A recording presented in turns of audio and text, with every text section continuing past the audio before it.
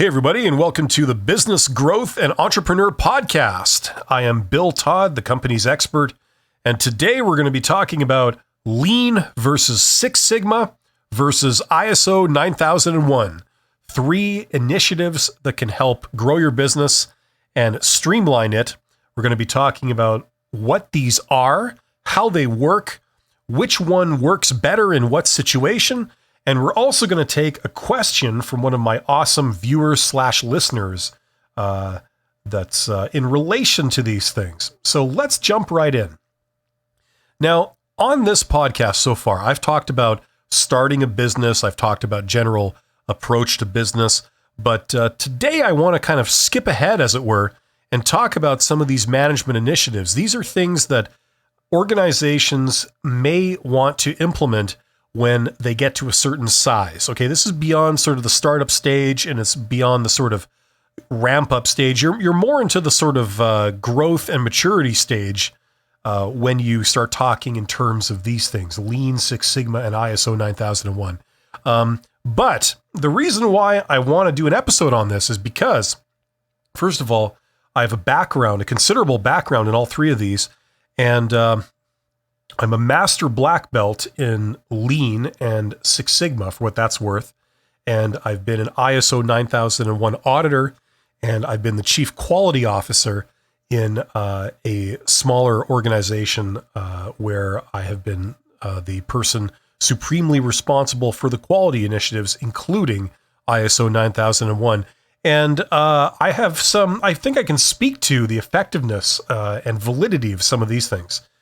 Now, these are used to grow your business. Okay, I've seen many different executives parachuted into organizations, and they've been tasked with turning the organization around, or making it profitable, or taking it to the next level. And I have seen executives wheel these out as their secret weapon, which is not really so secret, as their means of doing this. Now, I kind of have mixed feelings about that. Sometimes it's appropriate, and sometimes it really isn't. Some of these things are very, very trendy, and as a result, each of these initiatives, Lean, Six Sigma, and ISO 9001, have become buzzwords of sorts that immediately have credibility for various reasons. But that doesn't necessarily mean that they will be effective when used in your organization. Now, let's get into this. What are they? Let's talk about them. So all 3 of these, their goal is to be rolled out across an organization. They're a set of principles and practices, okay? And the ultimate goal is to make the business more profitable, more financially successful. That's the ultimate goal, okay? They take 3 completely different approaches. In the first place, let's talk about Lean. Now, Lean it originated with Toyota, and it was very successful with Toyota. Toyota has come with a long, steady growth over decades and decades to become the number 1 automaker in the world. And this was basically the methodology they used to do that. I mean, they used other things too, but this was a huge part of it. Okay. And what it is, it's a way of making things more efficient. And the approach that Lean takes is it's a very non-technical approach. Okay. In order to do Lean, you don't have to do any mathematics. You don't have to have a management degree. You don't have to bring in consultants. It's done organically. The idea is that every single employee in the organization knows the most about their job than anyone else. Okay, so the person who stacks boxes in the warehouse is the person in the organization that knows the most about stacking boxes in that warehouse. That's the theory. And so they are the best equipped to be able to make their job more efficient.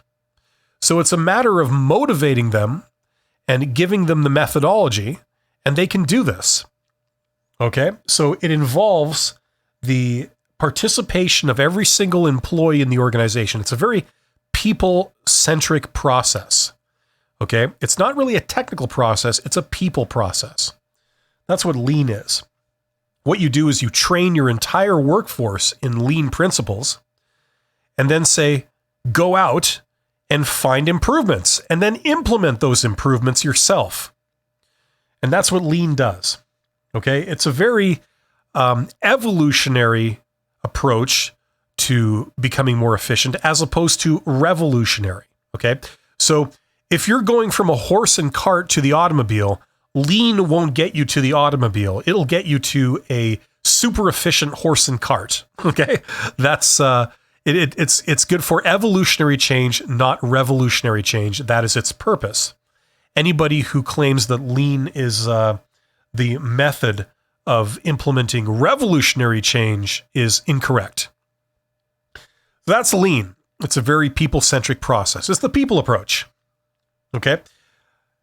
And it starts off with a couple of principles like, in order to get employees to want to make their jobs more efficient, you have to motivate them. You have to give them rewards for making their jobs more efficient. It's actually kind of funny because when they first tried to implement this in the West, you got a lot of misguided managers who basically following an American mentality, an American culture where, they don't take how can I put this? A fatherly, paternalistic role towards their employees. Instead, it's more of, we don't mind laying off people if it will save the company a few dollars. That's kind of the American approach, as opposed to the Japanese approach, who pioneered this. They had a much more benevolent kind of relationship with their employees. The employees were expected to be very loyal to the organization, but the organization was expected to be this parental kind of entity that would take care of its employees. It wouldn't lay them off indiscriminately just to improve the bottom line. It would actually take care of them. So when they first implemented lean in the West, especially in the United States, you got things like, and I saw this myself, I saw this in the beginning of my career, where you would have a manager train their employees in lean, get them to go out and make improvements. Those employees would then make improvements. They would make efficiency gains so that, for example, it wouldn't take a worker all day, 8 hours, to do a certain task, to produce a certain number of units or whatever. Instead, that employee came back and said, look, I can now do the same amount of work in half the time. So it only takes me 4 hours to produce the same number of units. And what was the response? Well, the manager then, as the big reward to the employees for making these kind of efficiency gains, would then say, well, thanks to your efficiency gains, I now no longer need all of you employees, so I'm going to lay 50% of you off. And that was their big reward. Now, if that's the reward, everyone can expect that the efficiency gains will immediately stop, right? That was one of the consequences. This is a people-centric process. It matters about how you treat employees. It matters how employees regard the organizations and how they're motivated. Okay, so it starts off with some very basic principles like that. It's a very people-centric process. Okay, but that's lean. And over time, if you motivate the employees and you take care of them and you give them incentives to do this, they will find all kinds of efficiency gains. So you will have an army of worker ants, as it were, improving every aspect of your business. And if you give out the appropriate rewards and motivations for doing this, this can really be the key to having you operate very efficiently. So that's lean in a nutshell. Now, let's look at the next one, which is Six Sigma. Now, Six Sigma is similar to lean in that it kind of has the same goal, but it has a completely different approach to achieving that goal. Six Sigma is kind of like the closest thing to applied statistics that certainly I've ever seen in the real world. If you go to university and you take a course on statistics, okay, how to chart things, how to find trends, things like that. how to be objective when looking at data, how to extrapolate data to see, where to try and make predictions about the future. Okay, how to collect data in an objective way that is not skewed and is efficient. Okay, so that's statistics. So applied statistics is how you actually do this in the real world. Okay, so Six Sigma, its goal is to make improvements, quality improvements. Okay, so you look at a process, say the process of manufacturing a car or manufacturing anything. That's probably the easiest example for people to picture. And Six Sigma, what it does, it says, okay, we're gonna test something with data. We're gonna get a lot of numbers. We're gonna get a lot of data on how this process is working. And we're gonna look at all the different variables that lead to this process going right or going wrong. And we're going to try and isolate these variables and see what effect they have on the outcome. And then based on that, we're going to make improvements to specific areas that isolate some of these variables. And in that way, we can make a small change to a very large process like manufacturing a car.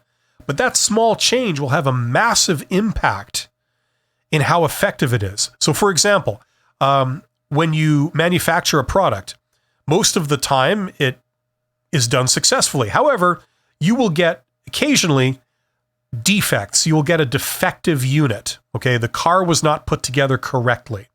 Or the car was put together seemingly correctly, but when it was sold to a customer, the car failed or malfunctioned in some way. And so it had to go back for warranty repair, right? Well, Six Sigma was going to look at statistically what leads to those warranty claims requiring a warranty repair. And we're going to determine through statistics what change we need to make to the manufacturing process that would prevent those defects from happening. Okay? So Six Sigma is a very statistical, math-oriented approach to the same solution, which is how are we going to make our processes more efficient, more effective, less defects, okay, more reliable, higher quality. That's Six Sigma. And Six Sigma, usually the way you implement it is you don't train all your employees in it. Instead, you have a sort of small group of employees that work in this quality group.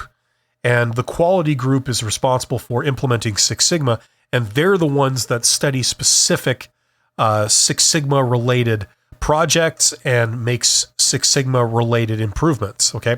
So it's not for most of the employees. It's only for a select sort of tag team that goes in and is in charge of improving the process, identifying problems and making improvements. Okay. And they're the ones that are trained in Six Sigma.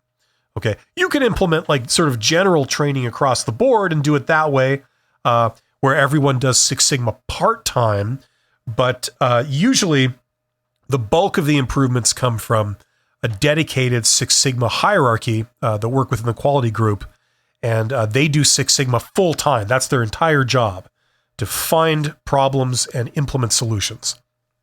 And over time, your business will gradually improve. Now, once again, this is another instrument of evolutionary change.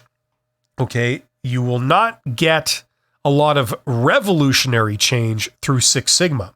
Okay, at a guess, I would say that you might get a little more revolutionary change in Six Sigma than you would with things like Lean. Lean is purely an evolutionary tool. Six Sigma is it's still an evolutionary tool, but occasionally by doing certain projects, you can advocate for and implement radical change. Okay, it has been known, although that's not the primary expectation of what you would use Six Sigma for. Okay, so that's Six Sigma. Now let's look at the third and final one of these management initiatives, ISO 9001. ISO 9001 is a quality standard. Okay, that's where it comes from. And, this one, I'd say, is the easiest to get started with of the three. Okay, the problem with lean is that although it's simple, it requires you to train your entire workforce and have them do this stuff constantly. Six Sigma, you don't have to train everybody necessarily on it, but you do have to have some specialists that work full-time, and those people are highly trained on Six Sigma. For ISO 9001, even though ISO 9001 is a quality standard, which means that it's basically its purpose is to eliminate defects, to make sure that things are working the way they're supposed to be working. That's officially kind of what it is. In practice, what it turns into is a how-to guide to run a company. Okay, run a business operation. It's sort of the sort of business for dummies is how this is practically implemented, especially for smaller businesses, because this can be implemented with only one or two people being trained in it, and having maybe one full-time position in a small organization. This allows it to be implemented in some very small companies. You could have a 15-person company, and they could have an ISO 9001 program, and they can be ISO 9001 certified. So the way this works is they give you a manual. And the manual is a sort of paint by numbers guide to doing a business. They'll say things like, okay, you need to make sure that the customer complaints are being documented and acted upon. And so you need to show with documentation that this is in fact being done. Are you documenting customer complaints? Show me with documented evidence that those customer complaints are being investigated and it is leading to change in the manufacturing process for your product. Okay, if a customer complains and says that, this part broke and I'm dissatisfied in this way with your product, show me where that has directly led to a change in your manufacturing process, where you have addressed that issue. Okay. Now, the way ISO 9001 works is that once a year, generally, you have to be certified. You have to be your company has to be recertified in this. So they will send an auditor down to your company to look at your documentation, to speak with your employees, and to observe what's going on in your organization. And based on that, it's almost like passing a driver's test. Based on that, they will give you a score, and if the score is over a certain amount, then you pass, and you're recertified for another year, and you're allowed to put the ISO 9001 stamp or certificate on you're allowed to advertise that you are ISO 9001 compliant. Okay, and that, in theory, is a good thing from a marketing perspective, because it sort of says to potential customers that, my business is run properly, and I'm doing things correctly, and I am efficient, and I am attentive to everything you should be doing in a business to do things right. So in theory, that should produce a higher quality product, and that company should be able to stand behind their product, et cetera, et cetera, et cetera. So it gives it more credibility. So that's ISO 9001. Now, that's what they are. Before I go any further, let's take a question here. I have a question that was sent in from one of my awesome listeners and / viewers. And this is from Godfrey Ernest Balon. That's an awesome name. You sound like someone really important. So I love names that have that majesty to them. Godfrey Ernest Balon. And Godfrey says, "Good day, Bill. I'm Godfrey again from the Philippines. I recently got hired as a BPO, a buyer one position." Okay. And start this coming 7th of February, extended by pandemic prohibition by the government. 53 years old.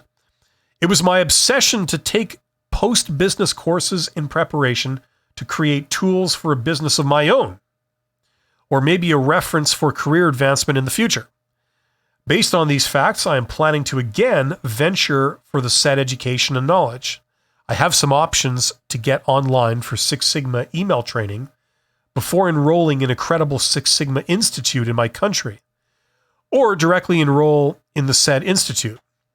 Any wisdom or advice at my crossroad and confusing plans? Any response will be much appreciated. Hope to hear from you soon. Thank you. Stay safe, healthy, and God bless. Well, excellent question. Thank you, Godfrey. So Godfrey is wondering whether, let's see if I understand this correctly. Godfrey is looking to enroll into a Six Sigma program. And I don't quite understand what the two choices are for enrolling. A credible Six Sigma institute in my country, or directly enroll in the said institute. Now, here's the deal. The last time I checked, which was maybe about a year ago, Six Sigma does not have a central accreditation body, okay? So as a result, any institution can come along and say that they offer training in Six Sigma, and they will certify you as a green belt or a black belt or, master black belt, whatever it is, right? This is the problem, okay? So one might think, well, what use is a certification in Six Sigma if anyone can institute it? Well, the way this works for employment is, in the Six Sigma world, is that if they're trying to assess your actual knowledge of Six Sigma, they will look to see if you have any certifications or any certificates in it, but they will also dive into your experience with it. So if you go to a job interview, for example, the person, the hiring manager or the person wanting to assess your background in Six Sigma, they'll start by saying, well, what projects have you done? And then they'll ask you a few technical questions about the projects.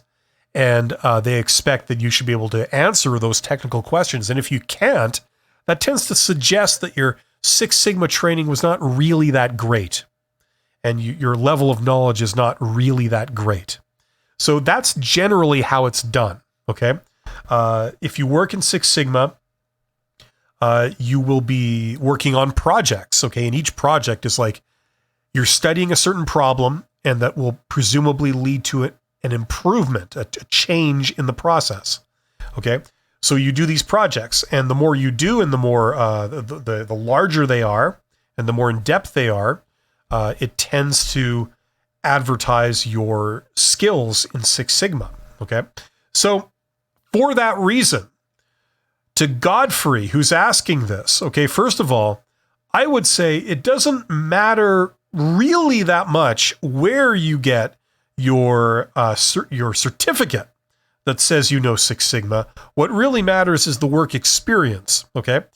So that's general advice. Now, if in your specific situation, you want to work for a specific employer in a certain role in Six Sigma, then in that case, you might just want to find out what importance they put on different qualifications in Six Sigma. Maybe they look for people who have gone to the same place to get their Six Sigma training, okay? So just check that. And the way you can check that is, and I've mentioned this before, is by going on LinkedIn, doing a search for that particular company, that organization, and then doing a people search within that company to find the individuals that are in the job that you're looking for, that's your target. Okay? These people are in that job. See what they have. Okay? See where they went to get their Six Sigma training. And if they're all going to the same place, that tells you something. If they all come from a variety of different places, that tells you something else. Okay? So that's how I would do this. Okay? If I were you, Godfrey. Okay? So that's what I would say about that. Six Sigma is not the same as, for example, an MBA, like Master of Business Administration. That is an accredited program. So if you're going to get one of those, what most people do is and they're serious, is they get an accredited MBA from usually a university. And, there are other places out there where you can get an MBA. For example, I offer a course that's $100 called the $100 MBA. And what I do, it's not accredited, but its purpose is to teach you everything that you would learn in an accredited MBA, but you only have to pay $100 and you don't have to spend a year of your life. You don't have to spend 5 figures on getting an MBA degree. I have an accredited MBA myself, and I've been the CEO of a company, so that's why I feel I can do this. But what I'm basically doing is I'm giving you a book list of textbooks that are used in some of the best universities that teach business in the world, Harvard and Yale, for example, and you're reading the same textbook that they are reading in their MBA program. And in addition to that, now you can get these books for cheap. You can get an edition that's not the latest edition. Maybe it's the second to last one. You can get these books. You can order them on Amazon for literally $5. And you can read the books yourself at your own convenience, on your own schedule, to the depth in which you're interested. And in my $100 MBA program, I mean, there's no tests, there's no evaluations. That's what makes it unaccredited. It will never be accredited when you don't have to write a single test or demonstrate your knowledge of anything. But the purpose of this is for professionals. You want the skills, but you don't really care about having the piece of paper. You want to be more effective at your job, or you want to just be able to understand business in depth, which will enable you to start your own business, and that will be the value it provides. So if you're interested, if anyone is interested in that, there's a link in the description box of this video for my $100 MBA course. No pressure, but if that sounds like something that you might be interested in, check out the link.